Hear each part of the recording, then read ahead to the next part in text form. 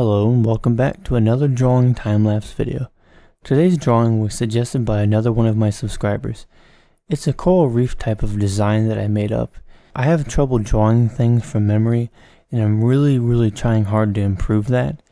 So for this drawing I just tried to go by memory, but I wanted to make it abstract. I also have to work on adding more depth to my drawings because one of my subscribers suggested that I add more depth to it and add darker areas to separate different parts of the shading from other parts of the drawing, and that's what I worked on in this one. I did a lot of cross hatching, trying to do it to where there's more depth to it and really get some separation in it instead of just doing a lot of line work and then doing a little bit of shading. I really want to work on that so that I can get my drawings to where they're more interesting to look at rather than being very plain and flat, so it doesn't look like just a flat surface. The pens that I was using for this drawing was a Lamy Safari red fountain pen.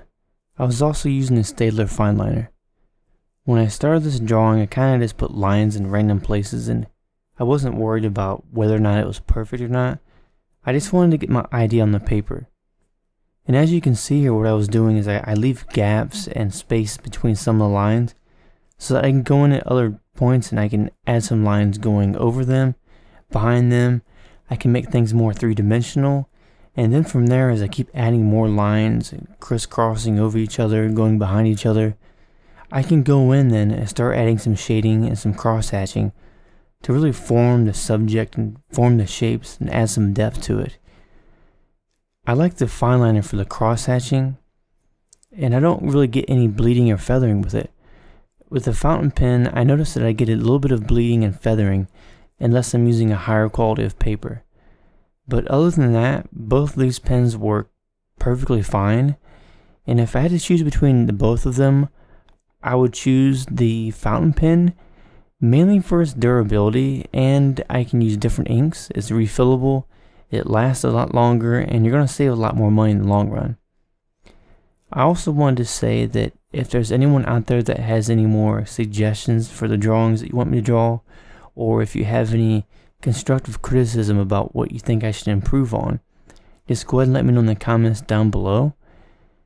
Right now I'm working on trying to improve my ability to draw things from memory, to draw things without a reference, and it's really hard for me to explain how it is that I draw when I don't have a reference or something that I haven't really practiced drawing a lot, or something I don't really have a mental image of in my head.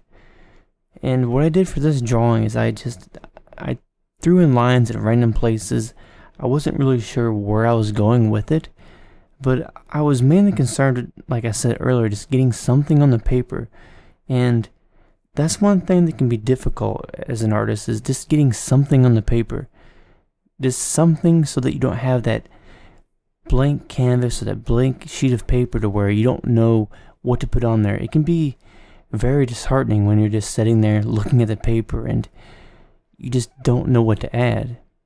And that's why when I'm doing art, or especially if I'm trying to paint, and with painting I always try to start out with a canvas that's gray, something that's not a white canvas, because whenever I have a white canvas it seems so blank and it makes it difficult to go in and add in the details.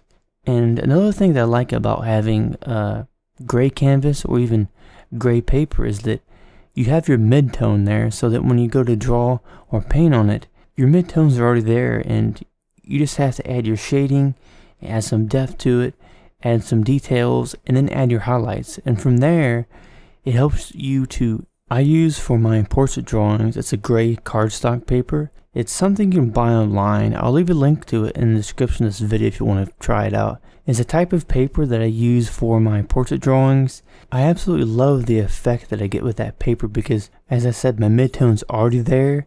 It eliminates the whole problem of having artist block and not knowing what to put on the paper. And the paper is very sturdy. It's a fairly thick paper. It's not as thick as what you're going to get with your Bristol boards or Bristol paper, but it's a good paper and it's very cheap and it doesn't cost a lot of money, so you can buy a bulk amount of it and you can just do sketches on this and not have to worry about, if I make a mistake. It kind of feels like you're almost wasting paper if you try to practice on higher quality paper. And sometimes that's been something for me that's kind of held me back. I just relaxed some. I still had trouble, so what it is, I found this paper, the gray cardstock paper, and that solved all of my problems I was having with it. I wanted to thank everybody for your drawing suggestions and your constructive criticism to help me improve as an artist. I really look forward to continuing this series for Inktober and all of my drawing series in the future. If you have any questions about this drawing or any drawing suggestions, go ahead and let me know in the comments below. Thank you for watching, please subscribe, and have a good night.